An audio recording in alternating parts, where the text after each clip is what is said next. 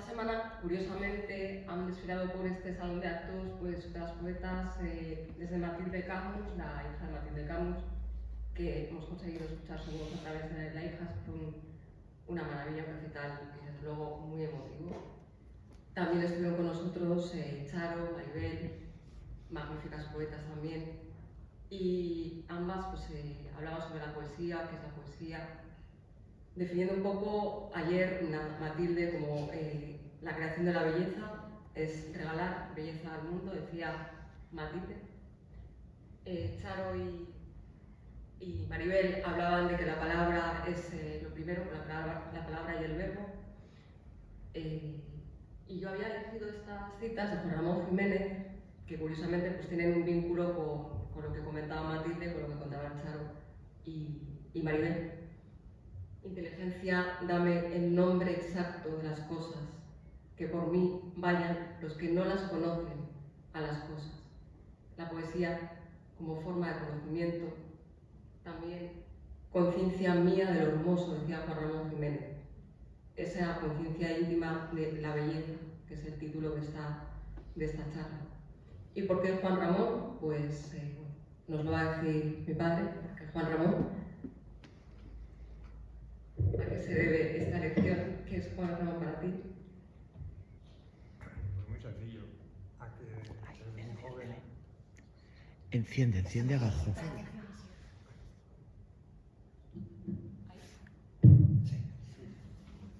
Desde muy joven, como vamos a ver ahora, comencé a escribir poesía. Obviamente me interesé por leer poesía, para aprender. Y después de conocer a más conocidos poetas en castellano, no tardé mucho en comprender lo que es absolutamente obvio. El poeta máximo de la literatura española ha sido Juan Ramón Jiménez, a un nivel que no tiene nada que ver con todas las letras. Aunque, curiosamente, hoy casi nadie lo recuerda. Pero bueno, como tantas otras cosas, digamos que existe un desnortamiento general del plano cultural.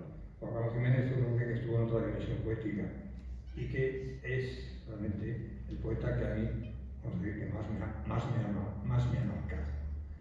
He leído a muchos poetas que me han entusiasmado, pero él en particular.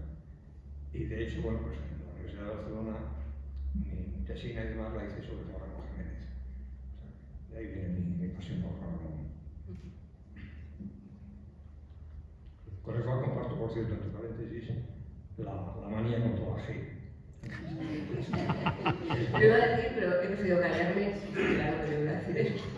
Es conocido, porque además que es elemental, usamos la G por la J y no tiene sentido.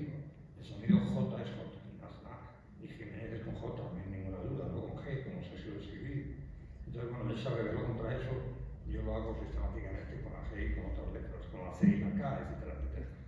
Porque no tiene sentido que existan dos letras con el mismo sonido. Entonces, cuando aquí está la original, en este caso, la J. Bien. Bueno, he seleccionado una de las obras de las que he seleccionado los poemas, pues son estas, hay muchas más, pero bueno, he elegido las que consideré pues, que eran más clave en su literatura poética. Si quieres explicar un poquitín pues, la antología poética, los 50 clásicos en nombre de mujer. Tengo que empezar por decir que mi hija va a leer maravillosamente bien, lee muy bien, sobre todo poesía. Yo lo voy a hacer fatal, pero no porque no sepa leer poesía, sino porque ella se lo ha preparado y yo estoy descubriendo ahora lo que tengo que leer. Entonces, no tengo ni idea. Ella lleva la batuta y me ha censurado drásticamente. Entonces es la que parte la coraje y no tengo ni idea de lo que voy a decir. Pero bueno, voy improvisando en la medida de mis posibilidades. Esta mañana me ha censurado un soneto que había hecho para este acto, respecto al cual tengo una sorpresa que ella no sabe. Vale, bueno, íbamos por la línea trayectoria y vale, sí me gustaría que explicaras un poquitín a qué se debe que un poeta tan joven como Jorge María Rivero aparezca en una antología junto a Rubén Darío, Miguel Unamuno, Octavio Paz. ¿Quién era Eulalia Ferrer? ¿Cómo llegaste hasta él o cómo llegó él hasta ti? Bueno, quizás para seguir un poco el orden cronológico y no perdernos, tendría que empezar por decir cómo yo veo la poesía, ¿no? Después. Está claro, ¿no? Bueno, pues, La mujer al poder es uno de mis libros de juventud. El primer libro que se ha escrito en el mundo en defensa de la mujer. Tengo el orgullo de haberlo escrito yo en el año 1983, cuando no se había escrito en ninguna parte, ni en España, ni en Europa, ni en América, ninguna obra de ese carácter, con esa, digamos, con esa intencionalidad. El título era La mujer al poder.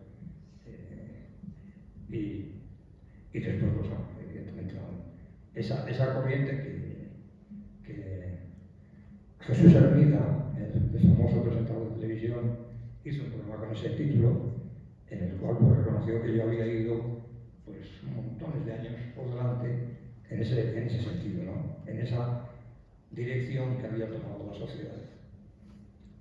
Que tiene que ver un poco con lo que ahora me está pidiendo, porque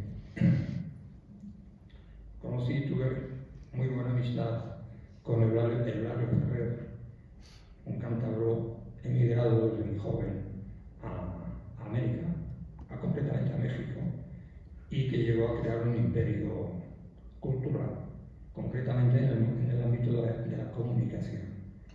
Tenía la empresa de comunicación más importante de América y tuvimos amistad, y él era íntimo amigo de un premio Nobel, de Octavio Paz, al cual había, digamos, apoyado para que alcanzase el premio Nobel. Porque el premio Nobel, aparte de por méritos, hay que conseguirlo por, vamos a decir, por política cultural, ¿no? Entonces, tuve el honor y tengo el orgullo de que Octavio Paz leyó varios de mis libros que Eulalia Ferrer le daba para que los leyera, ¿no? Y para que le diera su opinión. Y Octavio Paz dijo, y yo lo supe a través de Eulalia Ferrer, que venía todos los años de aquí en verano a pasar un mes a Santander, pues supe lo que había dicho. Dijo Octavio Paz que yo iba medio siglo por delante de la actual generación, en todos los sentidos. Y nada más. Entonces, el libro Mario Ferrer creó una fundación cervantina en México, que existe, la Fundación Cervantina de México, en Guanajuato, y tuvieron la iniciativa de hacer una antología de poemas sobre el Quijote. Y entonces conocí a mi obra poética y el Mario Ferrer, yo entonces era un crío, el más joven creo que soy de todos los poetas que intervienen en esa antología. Entonces me ofreció que escribiera un poema sobre el Quijote. Lo escribí y está publicado. Y lo han quitado cuando vi este libro, me lo quitó. Sí, se lo va a pesado. Sí, yo desconocía una anécdota muy bonita también de Eulalia Ferrer, y es que cuando él se exilió de Santander en la guerra civil, fue como muchos otros a dar en Argel-sur-Mer, en la frontera Francia y España, y allí, pues, junto con otros exiliados, refugiados, pues alguien le debió pedir tabaco. Él tenía un paquete de cigarrillos y entonces pues él dijo, vale, te doy los cigarrillos y a cambio me das ese ejemplar del Quijote que tienes. Y eso, por lo visto, dijo que fue, pues, que le salvó, le marcó la vida, cambió fue un antes y después en su vida. Y yo también, por otra parte, siempre en casa, pues bueno, siempre se ha dicho que mi padre era Quijote, que luchaba contra imposibles, un hombre muy idealista, y pues siempre ha sido un poco la figura con la que le he relacionado. Si os parece, pues voy a abrir con el poema que aparece en esta antología. A mirar más allá llaman locura, como si fuera indicio de extravío, hacer que la ilusión cubra el vacío que el pragmatismo trata en vano de llenar. Soñar e imaginar no es desvarío, sino tal vez un exceso de cordura, una forma de hurtarse a la amargura que la existencia genera de continuo. ¿Para qué subrayar la desventura que aflora inagotable del destino, aceptando la tortura de vivir con consciencia el propio sino? ¿No es más sabio dejar que el pensamiento vuele libre por los ámbitos del sueño, tratando de encontrar allende el mundo lo que en el mundo no se halla sino en sueños? Si no es loco aquel que cuando duerme sueña, ¿por qué habría de serlo quien construye sus sueños mientras vela? Soñar es también una forma de vivir, la única, tal vez, cuando el alma se ha cansado de sufrir.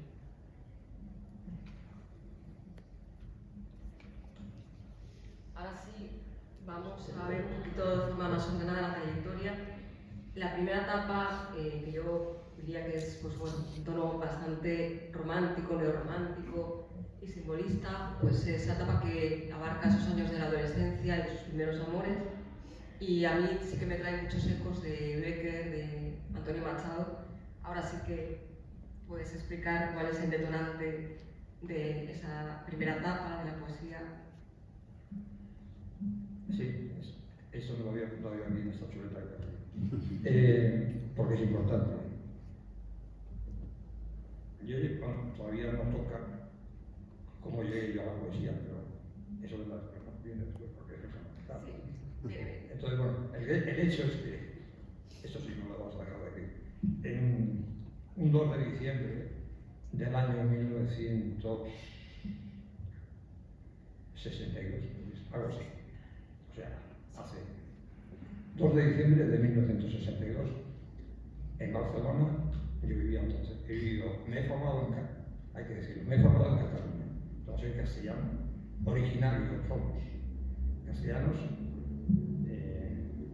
el rubio, mi ex rubio, los ojos azules de madre notan donde procedemos de aquí y de Asturias, pero familia castellana vieja, digamos, de Valladolid concretamente. Y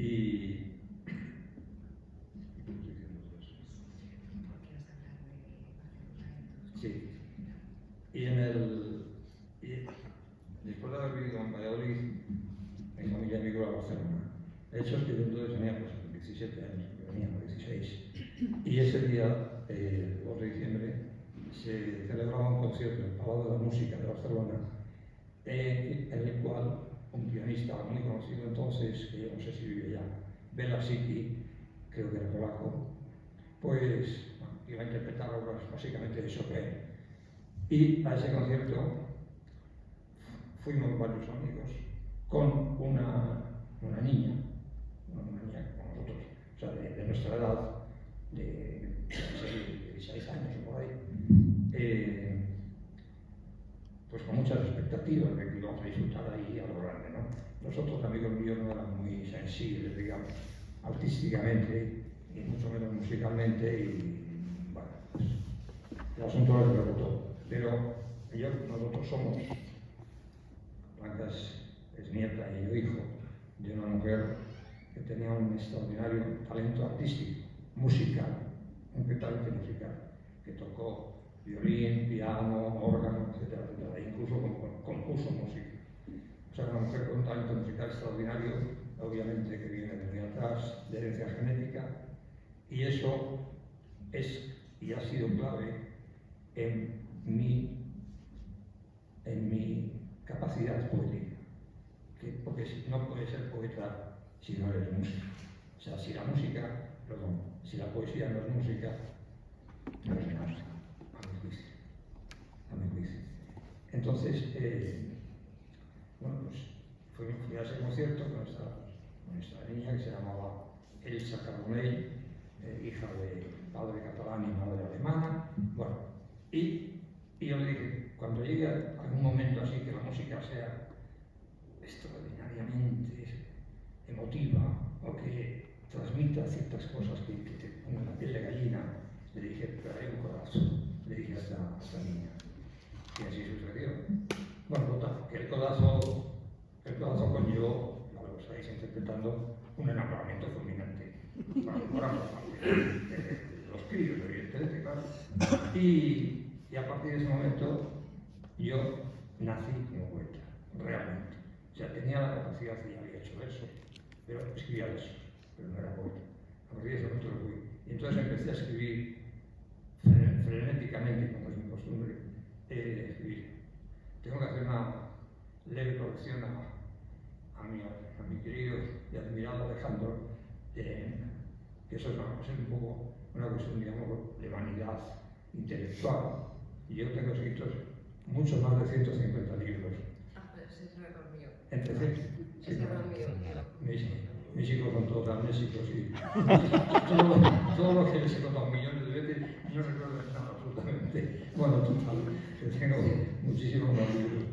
Y en cuanto a la joven orquesta que ha mencionado, que aquí yo haya fundado un montón de orquestas, no un montón, la primera orquesta de cámara que se ha quedado en España después de la Guerra Civil, que fue la Orquesta de Cámara Catalana, en catalán, Orquesta Catalana de Cámara.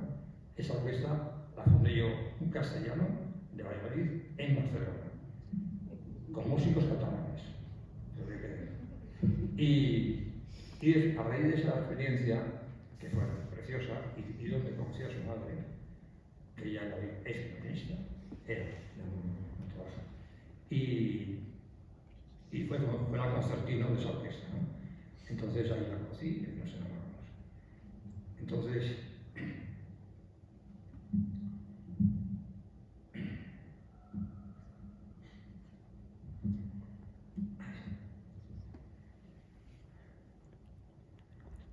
como se ve, ambos somos muy apasionados. A mí se me nota bastante más que a ella. Pues la orquesta esa que creé me decepcionó, porque yo tenía la idea infantil de que los músicos son, vamos a decir, como los poetas, personas idealistas, sensibles, altruistas, etcétera, etcétera, etcétera. Nada que ver. Nada que ver. La decepción fue de tal calibre que en un momento determinado pues, decidí esa orquesta dejarla, con el propósito de llegar a crear orquestas de jóvenes músicos. De hecho, la terminología joven músico la creé yo, porque no había existido en España ninguna orquesta juvenil hasta entonces. Y entonces tuve el proyecto de crear una orquesta juvenil nacional de cámara o sinfónica. Y cuando propuse la creación del Ministerio de Cultura, no en años posteriores, traigo porque tengo que estar haciendo cálculos, es un lío. Pero bueno, inmediatamente después de morir Franco, escribí una carta a Manuel Fraga Iribarne, todos recordaréis el nombre al menos, que era el ministro fuerte de aquel gobierno, de Arias Navarro, después de la muerte de Franco. Le escribí para proponerle crear un proyecto ambicioso cultural en España que no había existido jamás. Cultural coordinado entre todos los ministerios y con ideas nuevas, etcétera, etcétera, etcétera. Fraga Iribarne, que no tenía un pelo de tonto, me recibió inmediatamente en Madrid. Y entonces lo captó muy bien y en el curso de una entrevista me puso en contacto con los ministros y directores generales de todos los ministerios que tenían que ver con la cultura, que me recibieron el día siguiente, los 2 días siguientes. Y entonces, debido a esa experiencia y a todo lo que hablé con esos altos cargos, tuve clarísimo que había que crear un Ministerio de Cultura. Y en una noche, que no dormí, en el hotel en el que me hospedaba, pues viajaba siempre con una máquina de escribir portátil, pues escribí el proyecto de creación del Ministerio de Cultura con el organigrama del Ministerio, etcétera, etcétera. Cuando cuando amaneció y cuando ya abrieron las tiendas, pues me fui del hotel directo a una fotocopiadora a pasar, digamos, todo eso que había escrito, hacer fotocopias, encuadernarlo dignamente, etc. Y con ese legajo me fui al Ministerio de Presidencia, que todo estaba en la Plaza de Colón, a presentar y registrar oficialmente la creación del Ministerio de Cultura. Eso no tiene que ver con la poesía, pero estamos en un acto cultural y esto que estoy contando es una cosa que no se conoce, pero que es muy importante, lógicamente, ¿no? Bueno, quedó el proyecto registrado en el Ministerio de Presidencia y después de eso fui a visitar a una persona con la cual tenía una estrecha relación, vamos a decir, con un cariz bastante familiar, porque había llegado a ser presidente de las Cortes, nada menos, por intervención de una persona a la cual yo llamo mi tío padre, que fue, bueno, es un personaje de la época. Y le entregué al presidente de las Cortes, que se llamaba Alejandro Cordero de la Cárcel, una copia del proyecto de creación del Ministerio de Cultura para que él, que era la tercera autoridad del régimen, ¿no?, pues él lo apoyara. Y lo hizo. Total, que cuando poco después cayó afortunadamente Arias Navarro y vino Adolfo Suárez como el primer presidente, vamos a decir ya en todos los sentidos firme de la transición y de la democracia, pues Suárez se encontró en su mesa de despacho con el proyecto de creación del Ministerio de Cultura y lo puso en marcha. Se lo encargó al ministro que ha mencionado Alejandro, a Pío Cabanillas Gaya, y yo, cuando supe que se había creado el Ministerio de Cultura y vi que era exactamente lo que yo había parido, pues vivía todos en Cataluña, cogí un tren por la noche, una litera, y me presenté en San Martín al día siguiente. Me fui con la cartera bajo el brazo con un libro que había publicado yo entonces, que se llamaba Una Cataluña que hemos de salvar, con toda la labor que he hecho en la restauración de monumentos, de salvamento de monumentos, monasterios, iglesias, lo que ha dicho Alejandro. Y pedí una entrevista, cosa que hoy sería absolutamente imposible. Pedí una entrevista sin que supieran que era yo ni nada de nada, con el ministro. Y el ministro me recibió. Ese mismo día me recibió. Le expliqué quién era, que yo había sido el que había hecho el proyecto, etcétera, etcétera, etcétera. Lógicamente eso ya lo sabía. Y le entregué libros que había escrito sobre toda mi labor de reconstrucción del patrimonio artístico, que no se había hecho jamás en España. Es decir, la primera serie, vamos a decir, reivindicativa, luchadora, combativa, militante y de denuncia contra las barbaridades que se han hecho aquí en todas partes, contra el patrimonio histórico artístico. Estamos completamente aquí en un edificio que ha surgido de un antiguo monasterio, el de Santa Clara, que se había afectado por el incendio de Santander y que debía ser una maravilla artísticamente, y que yo sepa que no me la voy a intervenir. Bueno, cierro paréntesis. Pues en esa entrevista que tuvo con el ministro, automáticamente me contrató. Y entonces, a partir de ahí yo propuse crear una de las primeras propuestas que hice al Ministerio, fue crear la Joven Orquesta Nacional de España, que se creó a cabo de muchos años. Y como tuve una lucha con el que fue el ministro, con el que fue el Duque de Alba, Jesús Aguirre, que algunos recordarán, Duque Consorte de Alba, pues por la cuestión de celos y demás, pues entonces boicoteó el proyecto y yo puse en marcha la Joven Orquesta de Cámara de España, es decir, lo mismo pero en pequeño, no una orquesta sinfónica, sino una orquesta de cámara, a la cual pedí un poema que yo no me acordaba de él, que voy a leer, vamos a leer entre los dos.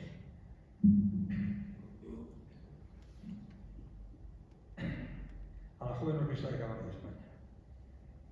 2 años no viviendo para que tú vivas, 2 años deshaciéndome, tratando en vano de insuflarte vida, 10 años procurando que la vida sea música, sea arte y en alguna medida poesía.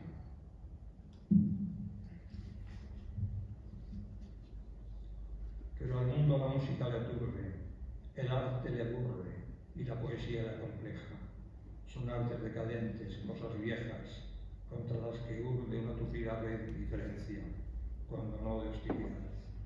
Hay que matar el arte, hay que borrar al árbol de la naturaleza, hay que lograr erradicar la belleza. Hoy en día la verdad está en la ciencia, conocer, gozar y poseer. Ahí queda todo. Sentir importa poco y buscar la verdad en la belleza, casi nada.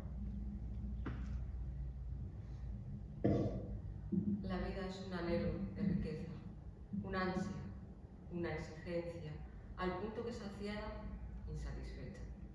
La riqueza degrada la vida, una vida que privada de belleza, de bien estepa, paisaje sin alma, desierto en el que el sol tan solo logra iluminar ausencias. Bien, bueno, pues voy a leer, si os parece, esos poemas de la primera etapa que comentamos de adolescencia, los primeros amores. Dime que deje la vida, perdón, es que no veo bien así de lado. Dime que deje la vida, hazme que añore la muerte, mas que mi amor abandone. Señor, no puedes, no puedes. Mediodía, un pueblo, una novia, una agonía. Septiembre anodino, septiembre calmoso, septiembre en un día grisáceo y lluvioso, mañana infinita, de tiempo angustioso, sumida en tu niebla, cansada de todo, el alma dolida de tanto soñar, los ojos abiertos y en ellos, llorosos, vestigios de sueños, marchitos, añosos. Sois, a vuestra sombra, hojas de los árboles, como múltiples corazones, insístole y diástole, mas cuando el viento cesa, vuestra sangre no fluye, y todas, apagadas, morís en cada tarde. Así somos los hombres, bocazas y buceadores, egoístas y perdenavidas. Y en venganza, la luz me sacará los ojos, por robarle su rayo más precioso. El naranjo se me pone de sombrero, el sol está sobre él, yo no lo veo.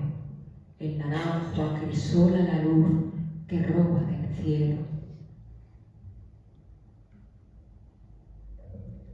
Mosca insistente, trepidante, vuela, vuela y toma, mancha y deja. Nada sobre el río, sobrevuela el labrantío, recosta tu cuerpo sobre el terciopelo, duerme la inmundicia, come con el rico, con el pobre cena, besa a la mujer y vende tu beso al amante luego. Mosca lisonjera, sucia, impertinente, traidora, ruin, vendida tu suerte. Esa cera dominada, geometría muerta y fría, que se cubre de hojarasca, doblemente muerta, sugiere una tarde de otoño, ventosa y tibia. Voy sorteando una a una las hojas que desprendidas de la rama se desperdigan medrosas, como almas. Si lo serán, intenciones tengo de buscar la mía.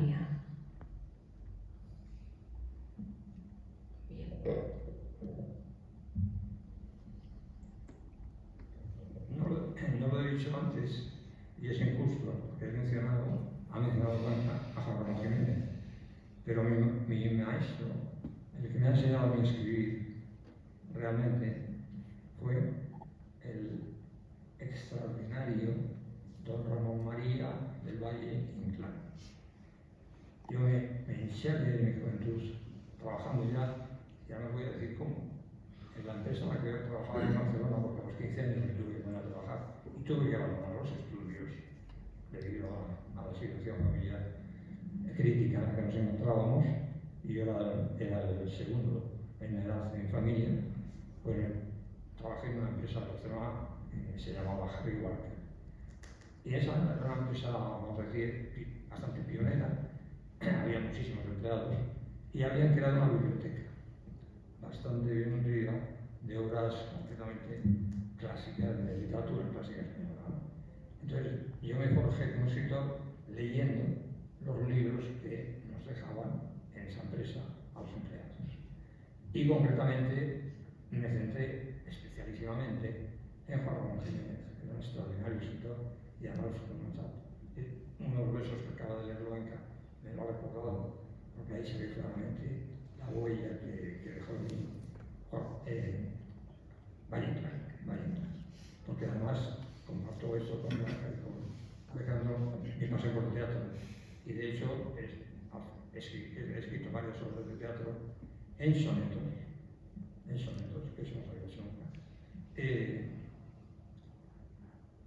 Y digamos, vamos a decir que un poco en una línea muy parecida o similar a la de Valle Inclán.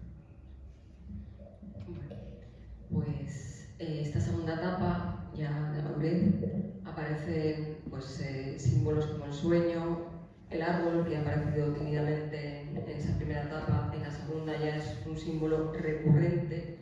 Hay muchos poemas dedicados a las ruinas en relación con su labor por el arte, por el patrimonio artístico histórico, y también poemas dirigidos a la conciencia social, en las que están relacionadas con algunos de los proyectos que llevó a cabo. Se los voy a leer yo. La fuerza de soñar, a fuerza de soñar, yo dejaré de ser, para ser sueño, nada más. Mi propio sueño me habrá robado el ser.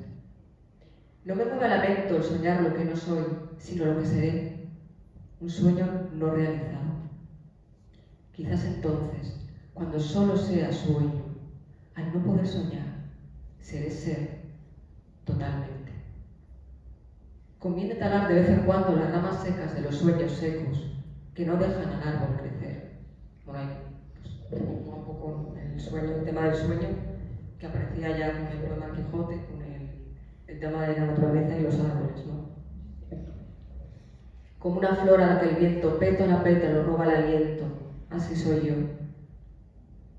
Las cosas bellas, las cosas son bellas o son feas, porque no saben ser de otra manera. Las almas son de barro o son de piedra, porque no pueden ser de otra manera.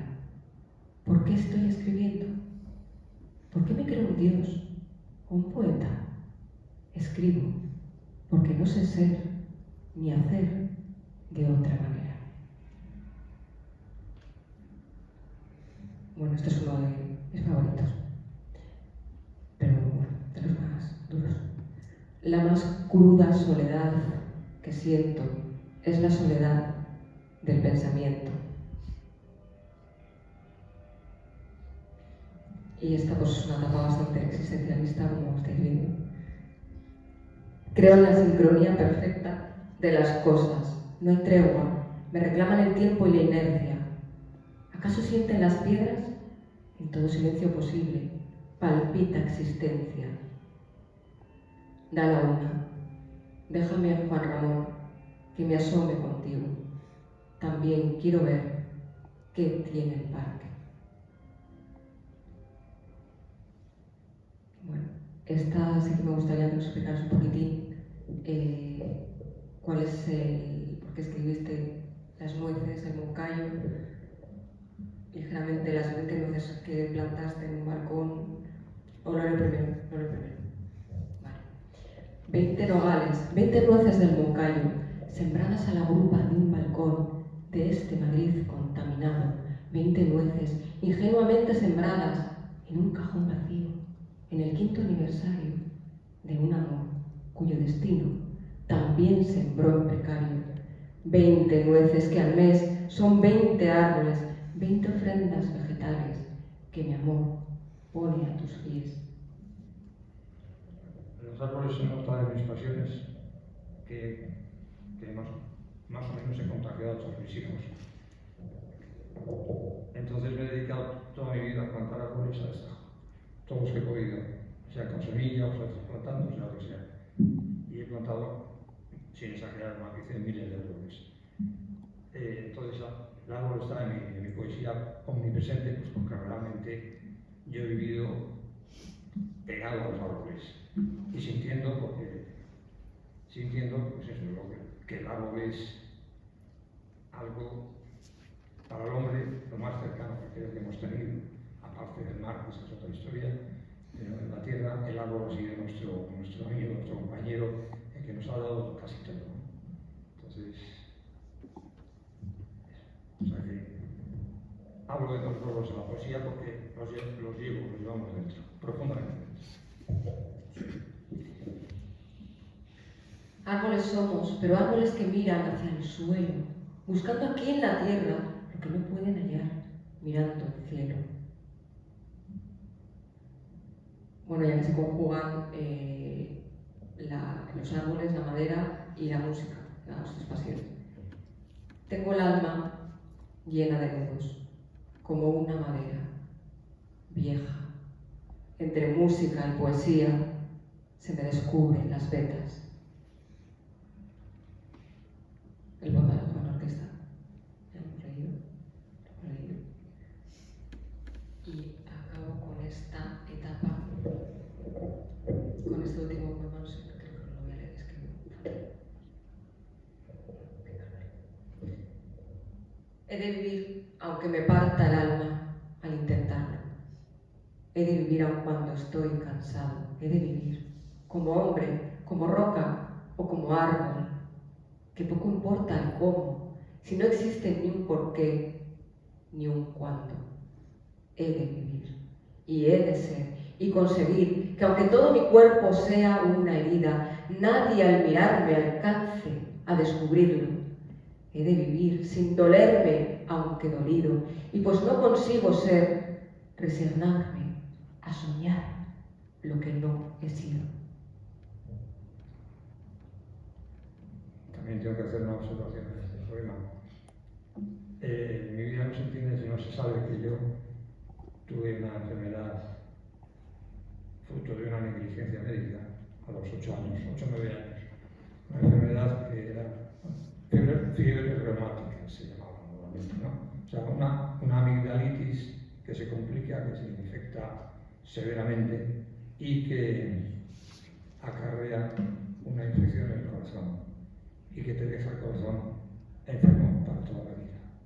Eso me sucedió a mí a los 8 años porque un médico subnormal de Valladolid se empecinó en que no había que operarme las amígdalas. Y entonces me dejaron, con una gravísima irresponsabilidad de mis propios padres, me dejaron durante cerca de un año en la cama, literalmente muriéndome, por no acudir a otro médico que diera una opinión diferente a la que estaba sosteniendo ese médico. Hasta un día que mi madre me vio literalmente morir, se asustó y hizo lo que tendría que haber hecho el primer día, que es llamar a un tío mío, o sea, un familiar nuestro, muy cercano, que era un médico extraordinario, para decirle lo que me pasaba. Y este médico, al cual ahora le someto que escribí sobre él, pues yo interpreté a distancia, porque estábamos en ese momento estábamos en casa solos, mi madre y yo en la cama y ella en el teléfono que estaba lejos, pues mi tío, que tenía un genio tremendo, la pegó una bronca con un invitado, ya debió llamar de su norma profunda, retrasamental, de todo la debió llamar. Y mi madre al fin cayó el vino. Y entonces le dio la orden tajante de que inmediatamente llamase al otro primo para que me operasen al día siguiente. Y así fue, me operaron, desapareció inmediatamente la infección, me curé. Pero el mal ya estaba hecho. Y entonces, a los 14 años, en una noche, tengo el sueño muy ligero, en una noche que mi madre estaba hablando con la señora que trabajaba para nosotros en casa como sirvienta, estaba hablando con ella mientras nosotros dormíamos. Por eso me desperté y escuché la conversación. Y mi madre le estaba contando a esta señora que acababa de morir ese día, o uno de esos días, en Valladolid, un chico de menos de 20 años y le decía a esta mujer, que se llamaba Leonor, ¿qué te dijo? Y yo escuché. Y no, podéis imaginar la reacción de mí, ¿no? Le dijo, este que se ha muerto tiene exactamente lo mismo que tiene Jorge. Y Jorge no vivirá más de 20 años. Eso lo escuché yo con 14 años. Con todos los proyectos tremendos que tenía para hacer cosas en la vida y demás. Fue un masazo absoluto que decidí no comentar con nadie, ni con mis hermanos, ni con ningún amigo, con nadie jamás. Y entonces tomé mis propias decisiones. Muy infantiles, pero que han resultado exitosas. La primera, ser mi propio médico. Es decir, ser mi propio cardiólogo y tratar de averiguar la manera de encontrar una dieta que pudiera permitirme prolongar la vida un poco, soñando con llegar a los 25, a los 30 años. Porque mi madre le dejó muy claro a esta mujer, ¿no? que era una enfermedad que no tenía cura. Entonces no tenía cura. Pues estoy hablando de unos años 1950 y pocos, que no habían llegado todavía a Europa las enfermedades, la cirugía cardiovascular. O sea, no se podía operar el corazón, no existía eso. Es decir, que si tenías lo que tenías, te morías y se acabó. Y una de las causas de muerte más recurrentes durante toda esa época del siglo pasado era exactamente esas personas que tuvieron lo mismo que tuve yo, que era muy habitual, que crecían sin saber lo que tenían, vivían, fumaban, bebían alcohol, no tenían ningún tipo de prudencia en cuestiones sexuales y demás, y generalmente el retrato, vamos a decirlo, era pareja que sale un sábado de cena con amigos y demás, que come bien, cena bien, quiero decir, fuma, bebe, va a casa, hace el amor y muere por la noche. Así.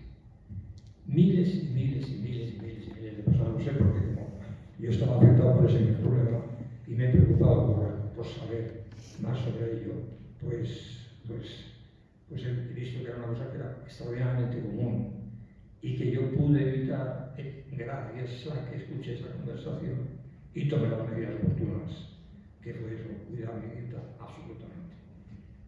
Y gracias a eso conseguí la proeza, una vida de sacrificio absoluta. O sea, yo a los 14 años tomé la decisión de no beber jamás en mi vida, que sabía o había notado ya que aceleraba el corazón. No beber jamás ni vino ni ningún alcohol, no he bebido en mi vida nada. No fumar ni un puñetero cigarrillo en toda mi vida, no lo he fumado. Y así sucesivamente. Y cuando pude, me quité la leche, porque entonces no existían todas estas maravillas que son hoy, la leche sin lactosa y la leche desnatada y todo eso. Antes te metía la leche entera, que es nefasta para el corazón y para el hígado, y que me habría podido matar. Bueno, pues fui eliminando todo lo que pude. Había cuenta que vivía en una familia, éramos familia numerosa que me tenía que ceñir a las normas que existían en mi casa, ¿no? Es decir, no podía dejar de tomar carne, todas las cosas. Pero en cuanto me independicé a los 20 años, eliminé todo eso. Y entonces fui ya vegetariano y he sido desde entonces vegetariano estricto. Y gracias a eso estoy con mi vida. O sea que la gente que dice, no, si te tienes que morir, te vas a morir igual, no, chapadas. Si tienes cuidado y sabes lo que tienes, puedes evitar. Bueno, yo me tenía que haber muerto a los 20 años, 20 y tantos, y voy por 78. Gracias, todo hay que decirlo, a la cirugía cardiovascular y a 3 extraordinarios cirujanos que me han operado a corazón abierto. Pero llegué hasta los 50 años, que fue una auténtica manchada. 50 años con 8 hijos. Con 8 hijos trabajando con una bestia que trabajó toda mi vida, habiéndome reconstruido 2 casas de pueblo, con ayuda testimonial de mis hijos, que eran los que me daban las piedras, los ladrillos y el hormigón, etcétera, etcétera. etc. O sea que hago esa observación. A mis hijos desde que nacieron les he hecho trabajar. Les he hecho trabajar. Evidentemente con ternura, con cariño y tal, pero trabajando.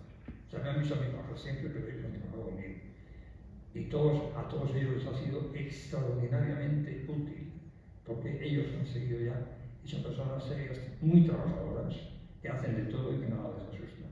Y esa es una estamos en el instituto, es una cosa que yo creo que debería inculcarse porque es la clave de la educación y la clave del éxito en la formación de los niños y de los jóvenes, el obligarles a trabajar, pero no a trabajar trabajos finos, no. Albañiles, pues lo que mis hijos fueron conmigo, fuimos todos ellos y yo, albañiles, carpinteros, lo que fuera, el azadón, en fin, trabajos duros, pues hay que hacerlo y ya está, y se hace y no pasa nada. Y encima estás orgulloso de que has hecho cosas que normalmente nadie hace, ¿no? O sea que leo el soneto, escribí cuando ya, desgraciadamente, cuando ya había fallecido, ese médico al cual considero que debo la vida. Yo debo la vida a dos personas, me refiero en cuanto a mi enfermedad. Una, a Fleming, a Sir Alexander Fleming, que descubrió la penicilina por aquellos años, en 1940, yo nací en 1945. A España llegó bastante tarde, estábamos atrasadísimos, entonces, pues, y fue determinante la penicilina para moderar mi infección y que no me hubiera muerto. Y tengo el orgullo de que esa persona a la que he mencionado, sin mencionar antes, que he dicho que llamo mi tío padre, que fue una personalidad extraordinariamente importante en aquellos años de 1940, fue la que designó Franco para que fuera a recibir en el aeropuerto de Barajas nada menos que a Fleming en un viaje que hizo a España, el único viaje que hizo a España, para ser investido como doctor honoris causa de la Universidad Complutense de Madrid. Y a la persona que se eligió para ir a recibir en Barajas a Fleming fue justamente mi tío padre. Y tengo una foto que he publicado bastantes de mis libros, donde aparecen los dos en el aeropuerto, riéndose, y una foto maravillosa, preciosa. Bueno, voy entonces al soneto que escribía a este tío mío que me salvó la vida. De hecho, Fleming fue uno de los que me salvó, y el otro, este médico que se llamaba José María Bamonde, que fue el que le abrió los ojos a mi madre y que evitó que yo me hubiera muerto a los 8 años, 9 años. Entonces escribí un soneto que a mi tía, que era viuda y entonces, se pasó el resto de su vida diciendo: no entiendo cómo Jorge ha podido escribir esto, no entiendo cómo ha podido escribir esto. Porque dijo, yo no había tenido ningún contacto con ellos como pareja y como matrimonio, teníamos el trato familiar normal, y les veía vivas apenas, además.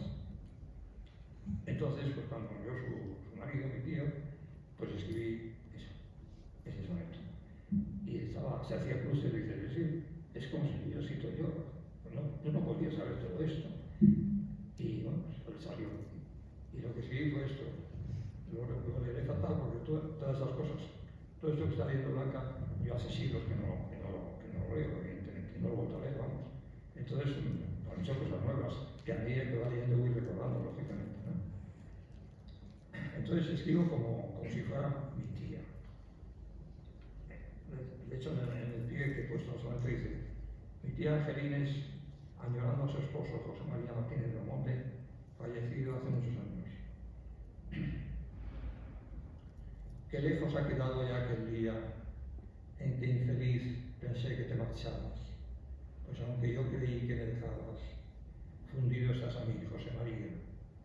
La nostalgia que entonces yo sentía, creyendo equivocada que no estabas, y añorando el amor que tú me dabas, pronto aprendí que fue torpeza mía. Perdóname, querido, esa flaqueza, que dudase de ti de esa manera. Hoy sé que estás aquí y que fue torpeza la que hizo que distante te creyera. Se desbordó en mis ojos la tristeza, y al convertir mi rostro en torrentera, no supe ver que sigues a mi vera. Bien, y con esto se abre la tercera etapa, que es, como habéis visto, hay un cambio grande en la métrica. Actualmente solo escribe sonetos. Y también hay un paso en cuanto a la temática, pasa del yo a nosotros. Hay muchos sonetos dedicados, como veis, a la familia, a sus padres, a sus hijos, a sus nietos. Y bueno, pues hemos leído con de José María. También sería bonito que leyeras el soneto dedicado a su maestro, el que le descubrió su pasión por la escritura.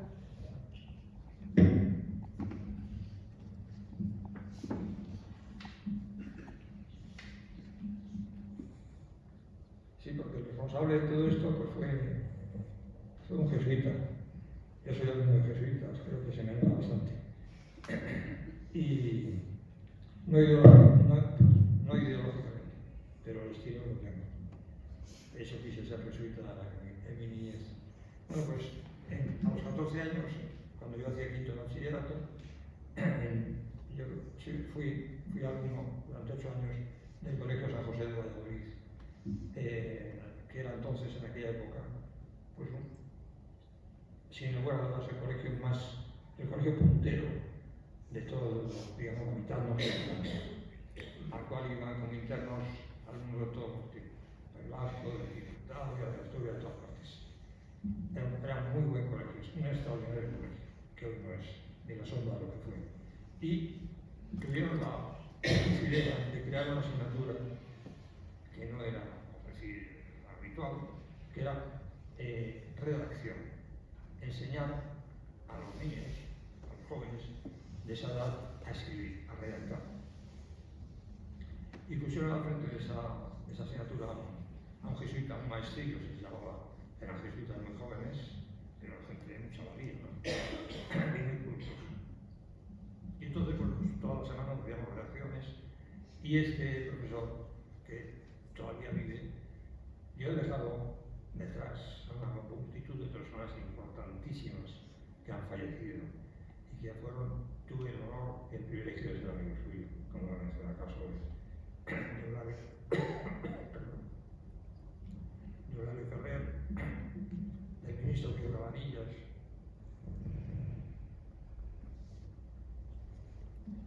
del presidente de las Cortes, del de la cárcel, de don José María Araiza, que fue una personalidad también, ese más reciente, ¿no? académico de la lengua, ministro de Asuntos Exteriores, embajador de Estados Unidos, etc. Todos han ido viviendo, me he quedado completamente solo. Y he tenido también, que por si no surge más tarde, lo voy a decir ya, el privilegio de tener al que yo creo que ha sido el mejor profesor de literatura que hemos tenido en la historia de España. Yo creo que es muy conocido, murió hace ya muchos años, José Manuel Blecua, el padre del que lleva el mismo nombre, que fue director de la Academia, no hace mucho tiempo. Bueno, pues su padre, José Manuel Blecua, catedrático de la Universidad de Barcelona, era un hombre extraordinario, con una sensibilidad fuera de serie, un conocimiento de la literatura y de la poesía incomparable e insuperable, y tuve el inmenso privilegio de tenerle como profesor de la cátedra. Y él fue el que me valoró al máximo, hasta el punto de que él, por iniciativa propia, me recomendó a la Universidad de Bruselas. Y yo sí fui profesor de la Universidad de Bruselas por recomendación de José Manuel Blecua. Pues el precedente, digamos, de todo fue este jesuita llamado Santiago Arenas, que hoy vive en la residencia para jesuitas ya muy mayores en el santuario de Leona, en Reynosa, y al cual he visitado en varias ocasiones. Y él en todas las redacciones que hacíamos me ponía arriba en la nota: todo lo que escribe es poesía. Entonces nos estructurábamos algunos, sí, se hablaba usted. Todo lo que escribe usted es poesía. Todo lo que escribe, me ponía lo mismo. me dio el premio máximo, la nota máxima. Y él fue el que me descubrió que yo era poeta, efectivamente. A partir de ahí, entonces, cuando decirme eso, pues empecé a escribir poesía. En principio, como he dicho antes, pues de una manera muy torpe, hasta que me enamoré de aquella señorita que mencionaba, ¿no? En el concierto de Brasil. Que después también fue una mujer, en este caso una cantautora, María Amparo Marginabella, era profesora, y a la que conocí en el Sardinero, allá por el año 2000, y gracias a la cual, o digamos al sentimiento, a la relación que nació entre nosotros, yo comencé a escribir sonetos. Y bueno, y desde entonces no he parado. Y tengo pues también el orgullo y el honor, que eso a Paquita no le gusta que lo diga, pero lo tengo que decir, porque yo no sé lo que es la vanidad, pero el orgullo del trabajo que he hecho lo tengo enorme, porque he logrado una bestia. Y la prueba son esas tres cremalleras que tengo aquí en el pecho, ¿no? De las 3 operaciones. Entonces, pues en el año 2001 para acá, el año 2001, sí, digo bien, 22 años, pues yo ya he escrito más de 3.300 sonetos, que son infinitamente más que todos los que han escrito todos los poetas de la historia juntos, en todas las lenguas y de todas las naciones. Entonces, bueno, pues tengo esa satisfacción y el orgullo a costa de muchísimo trabajo, insisto, porque me he pasado noches escribiendo sonetos, mis paseos escribiendo sonetos, mientras como escribiendo sonetos, todavía hoy, pues esta mañana, pensando en rendir un homenaje a esta niña, pues he escrito un soneto que ya me ha censurado y que por supuesto no voy a leer porque no me lo permite, y otro que no me ha censurado porque no sabe lo que he escrito, pero bueno, yo sé que no la va a fastidiar. Entonces, o sea, Es que revela cosas de mi infancia que prefiero que en el ámbito familiar y no se divulguen demasiado. Bueno, total, vuelvo al padre Arenas. Pues bueno, pues para mí fue primordial. Es importantísimo, yo como profesor lo he hecho siempre, porque soy profesor, sigo siendo profesor, lo he hecho, porque aún no ejerzo en ninguna institución, pero ejerzo a través de internet. Y también le doy el dato a Alejandro de que tengo el orgullo, después de 10 años, de haber creado la página cultural intelectual e histórica más leída en el mundo en lengua castellana, con millares de lectores en todos los países, por supuesto en todos los países americanos, incluidos Estados Unidos, pero aparte de ello, en muchísimos países, en 10 años. Y es ahí, a través de esa página, donde yo estoy, vamos a decir, ofreciendo, por supuesto altruistamente, absolutamente todo lo que sé. Bueno, pues el soneto que le escribí al padre Arenas, un maestrillo, un padre del colegio, en quinto, profesor de redacción, fue quien me descubrió mi vocación y al que hoy le debo este don egregio.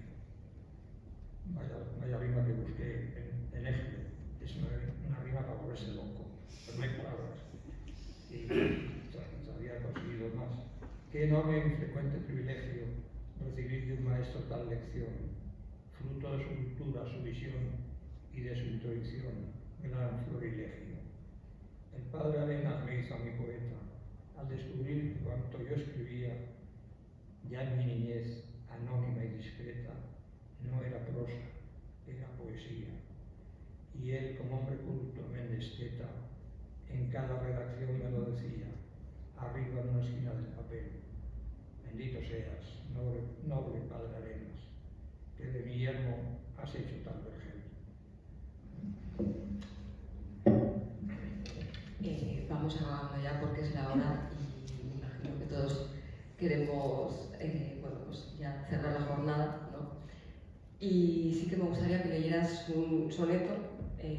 Esta obra está prácticamente dedicada completa a su padre, sonetos a la muerte de mi padre, y al mar, la declaración poética de los derechos del mar. Me ha costado decidir porque la verdad es que son muy emotivos, pero bueno, me quedo con este. ¿Sí te parece? Este.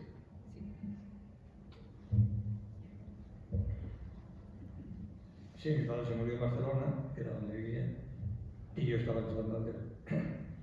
Y en mis paseos por la playa, por los Sarabineros, en donde sigo yendo a bañarme con muchísima frecuencia, todo el año, a lo largo de todo el año, pues solía escribir sonetos en la playa.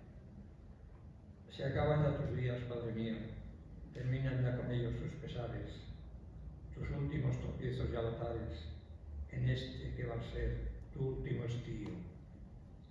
Perdido, padre, ya todo tu brío, te intento yo alegrar con mis cantares, que te hablan, padre, hoy de otros lugares, que conociste bien cuando eras río.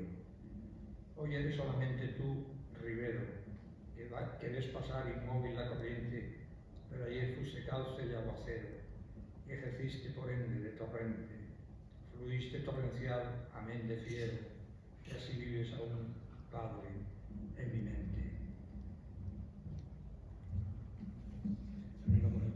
Bueno, yo también había escrito un poema de mi padre, pero no. Nada. Me está odiando en este momento, pero bueno, lo asumiré. Lo asumiré. Dejo mi poema entonces, dedicado a ti. No, esto sí, no, claro.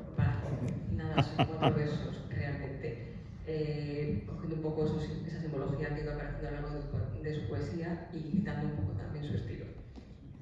Las tiernas ramas de aquel naranjo dibujan hoy con robustas vetas los surcos anudados del pasado.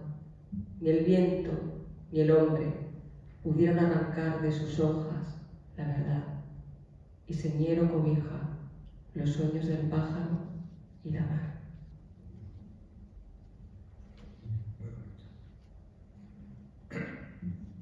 Bueno, vamos a ver. No os podéis imaginar cómo está su cabeza en este momento. Está temiendo, odiando, queriendo todo junto. Pero bueno, es que escribí un soneto esta mañana. Bueno, esta madrugada, porque mandé un mensaje a las 2 de la mañana diciéndote que acabo de escribirlo. O sea, ha sido a las 2 de la mañana cuando lo escribí. Digamos sobre su niñez. Sin dar detalles. Sí. Hasta ahí podemos decir. Y lógicamente, pues te lo envío luego, cuando me levantara y lo escribiera en el ordenador. Se lo envié en silencio y ya imagino que pasaba, que había censura. Acababa otro que dijo que me olvidara, que era muy, vamos a decir, muy íntimo, muy familiar. Pero bueno, la verdad, el soneto es precioso, pero bueno, como ella lo que manda, pues, a ver, y ya está. Y entonces, pero me quedé con la misma necesidad de decirle algo para felicitarla y agradecerle que se haya tomado el trabajo que se ha tomado junto con Alejandro para organizar esto, porque lógicamente todas las cosas y más este tipo de cosas llevan mucho trabajo. Entonces quería demostrárselo con un soneto. Y entonces he hecho un soneto totalmente distinto del anterior, no tiene nada que ver, pero bueno, lo vais a escuchar. Digamos, bueno, no voy a explicar mucho, mejor es esto. A ver si soy capaz de leerlo bien porque lo traigo aquí en una chuleta. Lo puedo leer si quieres. Mira, ahora traigo yo por el mango en este momento, lo tengo yo, la solté por el mango. El silencio se rasga con sonidos, con notas o palabras que componen clamores más o menos encendidos, murmullos que al fluir se superponen. Sonidos hay algunos desabridos que al escucharlos nos indisponen, y otros hay en cambio introvertidos cuyas cadencias sí nos recomponen. Y después están las melodías, que unas voces modelan con sus sones, como aquellas que mi hija, con porfía, les imprime sensible a sus renglones, pues su voz nos deleita y extasía con susurros, con rimas y emociones.